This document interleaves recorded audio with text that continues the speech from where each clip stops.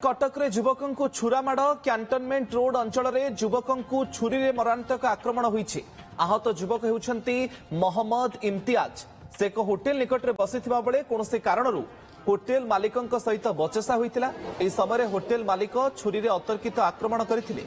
आक्रमण रे युवकों शरीरर विभिन्न स्थान रे गभीर क्षत सृष्टि होईछि। तांको चिकित्सा पई एससीबी मेडिकल रे भर्ती करा जायछि। कैंटनमेंट थाना पुलिस एही घटनार तदंत करुछि। बड़ खबर कटक रे युवकों को छुरामाड़ होईछि। कैंटनमेंट रोड अंचल में युवकों को छुरी रे मरणांतक आक्रमण करा जायछि। आहत युवक हेउछंती मोहम्मद इम्तियाज। से एक होटेल निकट में बसिथिबा बेले कोनोसी कारणरू होटेल मालिकंक सहित तांकर बचसा होइतिला। आ ए समय होटेल मालिक तांको छुरी रे अतर्कित आक्रमण करिथिबा जणा पड़िछि। अधिक सूचना पाई हम सीनियर रिपोर्टर प्रभात विश्वई कटक आम सहित जोड़ी होती। प्रभात ये भाईचारार सहर में भाईगिरी खबर दिन बेले भी खबर आसीथिला जोटी खंडा बोलीथिला एवं ये घटना प्रकृत में कौन घटिला कारण कौन? देखो आप देखिए कटक कमिशनरेट पुलिस को गोटे प्रकार जब आम देखा शनि ग्रह ग्रासिटी बोली कारण 2 दिन में 3टी घटना।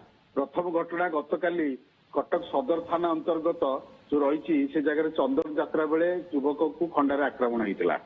द्वितीय कथा आज सकाळे गोटे कटक कमिशनरेट पुलिस बारंग अंचल मुंडली अंचल गोटे दुर्बृत्त पाखापाखि 6 जन दुर्बृत्त 2टी बाइक रे आसी 3 जन को आक्रमण कर जन गुरुतर अवस्था बर्तमान कटक एससीबी मेडिकल रे चिकित्सित होती अन्य 2 जन चिकित्सित होती।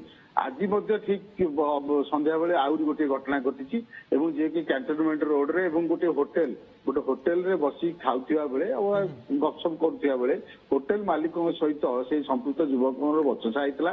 तापर जो होटेल मालिक रही उत्थित गोटे छुरी आक्रमण करते छुरी जो आक्रमण करते आप देखिए शरीर पाखापाखि विभिन्न अंश क्षत सृष्टि संगे संगे कटक एससीबी मेडिकल काजुआलिटी भर्ती कर बर्तमान चिकित्सा चली। पुलिस बर्तमान अनुसंधान कर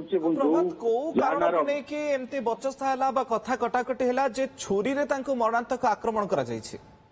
देखो प्रथम कथा हूँ जो कहली 2 दिन में 3टी घटना घटलानी जदि आप कहे घटना मान कौन कारण रही ये केवे अकस्मात नुहे ये प्री प्लान। कारण जदि देखिए गतकाली खंडार जो आक्रमण होता सी गोटे प्री प्लान। आज जो सकाळे जो मुंडली जो घटनाटी होती गोटे सुचिंतित भाव हत्या योजना कराइला।